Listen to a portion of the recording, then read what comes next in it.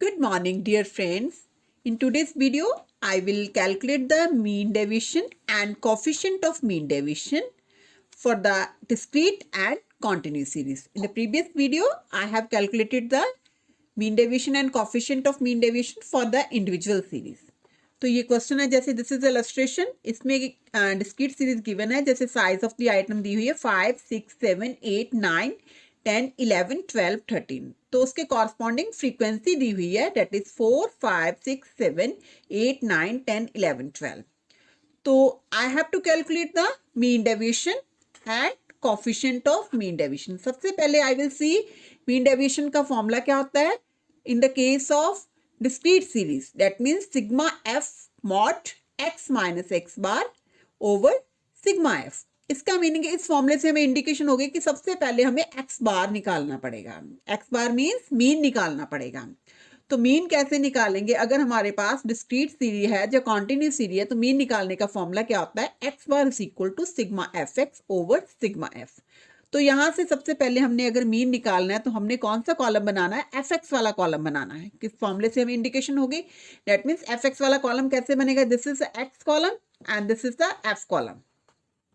तो मैंने एक्स वाले कॉलम के आइटम को एफ वाले कॉलम के आइटम के साथ मल्टीप्लाई कर लेना. 5 इंटू 4 20 हो गया, 6 इंटू 5 30 हो गया, 7 इंटू 6 42 हो गया. ऐसे सारा एफ एक्स कॉलम बन गया. तो उसके सारी आइटम्स को मैंने प्लस कर लिया. That means sigma F x कितना आ गया? 708. अब देखिए हमारा फॉर्मूला क्या है? एक्स बार तो आ गया. अब क्या है? X minus x bar. इसका मतलब है I have to formulate the another column that is X minus x bar modulus. वो कैसे निकालना है? एक्स कितनी है हमारे पास? देखिए एक्स है 5. एक्स बार कितनी हमने कैलकुलेट करी है? 9.83. डेट मीन्स 5 में जब 9.83 माइनस करते हैं तो आई एम गेटिंग माइनस 4.83. तो इस केस में मॉड का साइन है तो that means negative sign ignore कर देंगे. अब देखिए जैसे 6 है, सपोज कर लो 6 है, 6 माइनस 9.83, तो आंसर कितना आ जाएगा? माइनस 3.83. मॉड होने के कारण that means it will become positive. That means 3.83. ऐसे ही आ गया आपने 7 माइनस 9.83, तो कितना आ जाएगा? माइनस 2.83. माइनस साइन इग्नोर कर दिया तो 2.83 आ गया. ऐसे सारी की सारी हमने वैल्यूज को निकाल लिया. फिर देखिए इस फॉर्मूले में क्या है? f into x minus x bar. इसका मतलब है x minus x bar modulus वाले कॉलम को आपने f वाले कॉलम के आइटम के साथ मल्टीप्लाई कर देना. मतलब 4 into 4.83 date is 19.32. 5 into 3.83 that is 19.15. 6 into 2.83 that means 16.98. 7 into 1.83 that means 12 into 81. ऐसे सारी की सारी आइटम्स को निकाल ली हमने. तो इसके जितने भी वैल्यूज है उसका सम कर लिया. डेट मीन जितनी वैल्यू है that mean sigma. Sigma mean sum of all the items of the F modulus x minus x bar column के को वैल्यूज को हमने ऐड करा तो उसका आंसर आ जाता है 150.04. तो ये वैल्यू जो है, देखो फॉर्मूला क्या है? Mean deviation from mean. तो उसमें क्या था? Sigma F x minus x bar modulus over sigma F. तो इसकी वैल्यू कितनी आ गई? 150.04. वो वैल्यू रख दी सिग्मा एफ. सिग्मा एफ में सारी की सारी एफ की वैल्यूज को हमने ऐड करा तो आई एम गेटिंग हियर 72. तो 72 के साथ जब डिवाइड करते हैं तो हम लोग इसकी वैल्यू, इसका आंसर क्या आ जाता है? Mean deviation from mean that is 2.08. तो उसके बाद क्या है? Coefficient of mean deviation. Coefficient of mean deviation का फॉर्मूला क्या होता है? Mean deviation from mean over mean. That means mean deviation from mean हमने कितना निकाला था? 2.08. और एक्स बार मीन्स मीन कितना निकाला हमने? 9.83. जब इन दोनों को डिवाइड करते हैं तो I am getting 0.21. This is the final answer. That means I have calculated the mean deviation from mean and coefficient of mean deviation from mean deviation for the discrete series. Simple सी थी, formula लिख लिया. Discrete series के case में बस सबसे पहले आपने मीन निकालना. मीन के बाद हमने इसके अकॉर्डिंगली वर्क करना शुरू कर देना. हमने फॉर्मूले में देखना है X minus x bar modulus वाला कॉलम बना लिया, फिर एफ को उस कॉलम के साथ उसकी वैल्यूज को मल्टीप्लाई कर दिया. Then I am getting f in modulus x minus x bar. ऐसे हमने सॉल्व करके this is a way for the calculating the mean deviation, coefficient of mean deviation for the discrete series. Now I will explain the another illustration for the continuous series.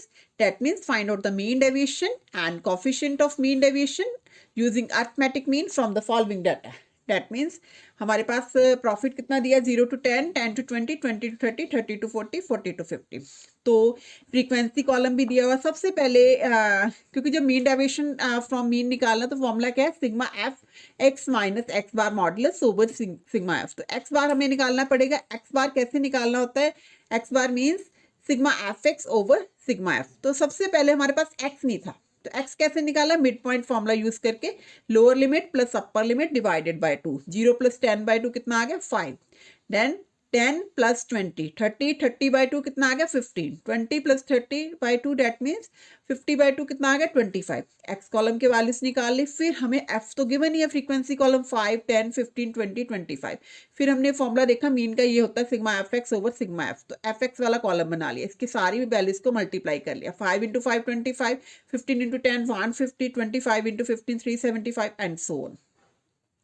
फिर इसके column की values को हमने add कर लिया, sigma F x का answer आ जाता है 2375। और जब एफ के कॉलम की वैल्यूज को हम लोग ऐड करते हैं तो उसका आंसर आ जाता है 75। तो एक्स बार हमने निकाल लिया 2375, क्योंकि सिग्मा एफ एक्स कितना आया था 2375 ओवर 75। तो उसका एक्स बार का आंसर आ जाता है 31.66।